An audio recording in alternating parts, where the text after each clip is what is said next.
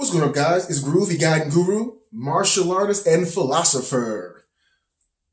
No extra that time, huh?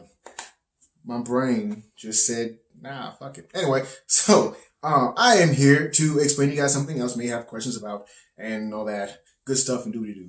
In this case, talking about that age-old question that we see all over the annals of history and on the chat rooms of the internet. Which is the best martial art? I will explain this first with the quick, easy answer. No. No, it's not a thing. This is actually a non-question, as a matter of fact. I'm explaining you why very quickly and very easily.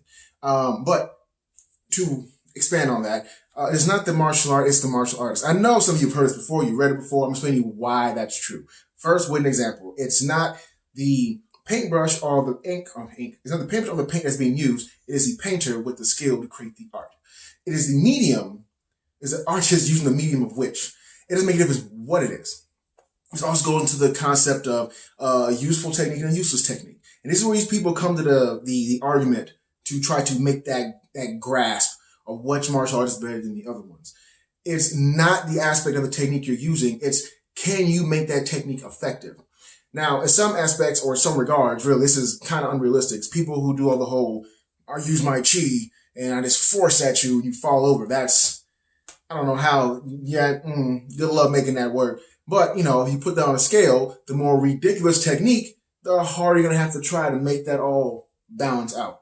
Some techniques are far more useful than others. For example, a straight up front kick to the solar plexus, bam, is going to be way more effective than a jump round kick to the, side of the chin. I mean, can you make it work? Yeah, but that's up to the artist. There's no such thing as a useless technique per se. And I say that because I have my own biases, obviously. There's no such thing as a useless technique or useless martial arts skill. In reality, there isn't. There's no such animal. It's all about what can you make work. If you can make it work, then inevitably it will work. I've seen people get knocked out with windmill punches. So it means you can get knocked out by one of these and you fighting like this, then it's up to you. It's on the artist. There's no such thing as the artist, not the problem, it's the artist. It's not the technique that failed you, it's you that failed the technique. If you have the right enough strength, this right here can definitely do some real damage. You can't just learn it, you have to learn, your body has to learn how to use it.